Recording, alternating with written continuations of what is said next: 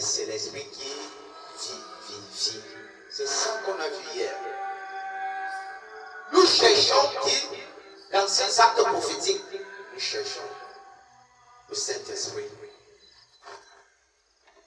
La russe qui a le feu, qui ne le consomme pas, c'est l'enfant qui a accepté Jésus, qui porte en lui l'esprit de feu qui est le Saint-Esprit. Quand on a commencé le culte, on a dit Esprit de Dieu, souffle de vie, Esprit de Dieu, souffle de feu, Esprit de Dieu, consolateur, Dieu nous sanctifie.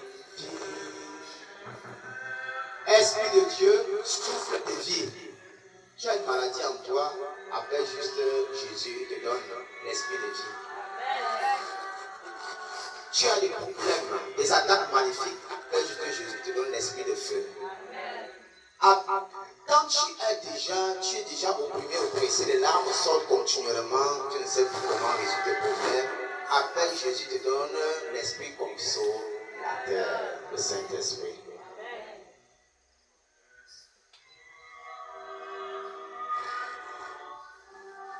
Le culte d'homme d'aujourd'hui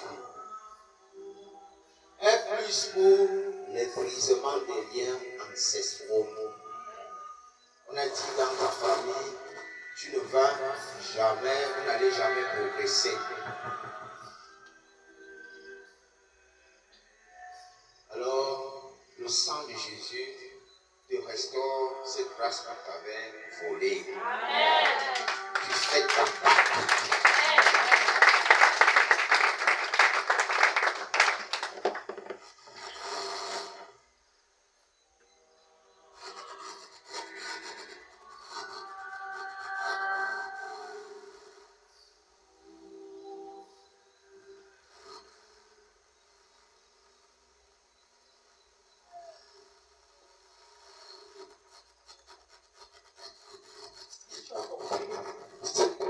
J'explique.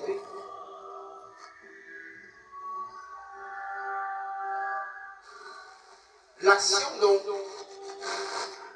que tu dois toujours faire avant d'entrer trop dans la prière, c'est après l'invocation du nom de Jésus, du sang de Jésus, c'est d'appeler le Saint-Esprit. Mon frère et soeur en Christ, Jésus ne parle pas toujours bien. Il y a un grand groupe qui le suit. Si tu cherches des prédicateurs à la langue mielleuse, tu vas les trouver peu dans la maison de Dieu. Dans la langue mielleuse, il y a la flatterie. Et Dieu ne réside pas dans la flatterie.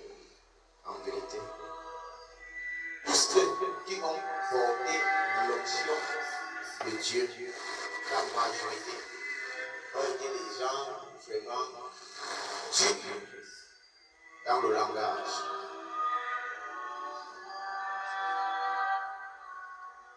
Un esprit de vérité. Je m'en souviens, nous étions sortis prêcher avec certains hommes de Dieu. J'étais parmi. Ils ont commencé à prêcher comme eux voulaient. Ils sortent de l'église, ils ont déjà les thèmes. Ça me tenait. Les thèmes aujourd'hui. Donc, on nous a envoyé depuis telle frontière.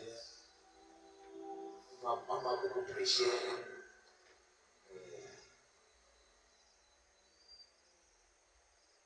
Sur les sujets d'alcool. Dieu me dit, regarde-moi les fous là. J'étais un peu. Donc, un chrétien de terre. Moi, j'agis selon le contexte. Je n'agis pas ici, selon le terme. Donc, quand vous partez là-bas, allez-y. Quand tu vas juste parler, c'est que je vais te demander de parler. Il me laisse rester là. J'ai demandé à ce que l'église cherche les dons. Je vous donne les dons. Appelez-moi, je vous donne les dons. Souviens-toi quand dans Corinthiens, chapitre 12, l'apôtre Paul commence à te dire, voilà que tu t'es déjà épargné de tout ce qui n'est pas de Dieu, l'idolâtrie et le reste. Tu dois donc être conscient que l'Éternel va nous donner donc pour mieux le servir. Alors quand moi on arrivait au carrefour, lui vient avec le leader qui était là, dans le micro, il commence à parler de son thème. Il parle de son thème. D'accord, il a fini de parler, personne n'arrive. I have trop, après il m'appelle. Il me dit, non, bon, venez prendre. Il m'a laissé peut-être 5 minutes. Là, il va tomber. Maintenant, tu parles déjà là. Donc 5 minutes là, avec batterie, mettre comme ça. Quand je prends le micro, je commence à dire ce que l'Éternel me demande de dire. L'Éternel me dit que ici, actuellement là au carrefour, il y a des gens qui ont violé hier. Ils sont assis là. Donc parle-moi du viol. Je commence à parler du viol. Le leader me répond.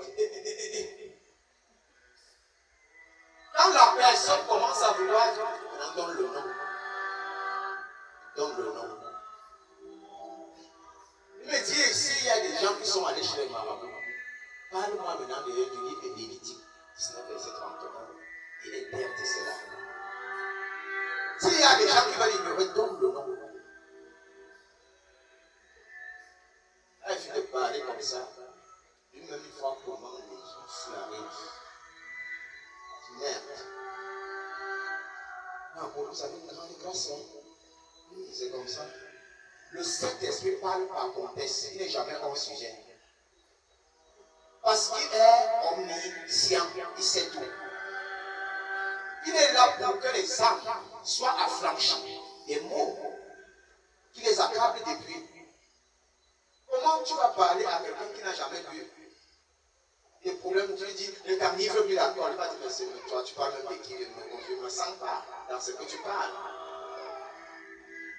Mais quand tu vas lui parler de ce qui énerve Dieu dans sa vie, tu vas dire, non, vraiment Dieu m'a parlé là. Et la personne va croire que Christ est vraiment vivant.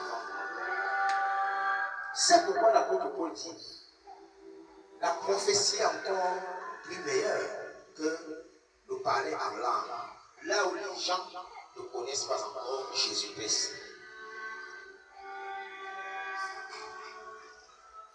Or, le parler en langue est plus bien pour la portance spirituelle personnelle. Pour vite avoir la grâce auprès de l'Éternel, prie beaucoup en langue.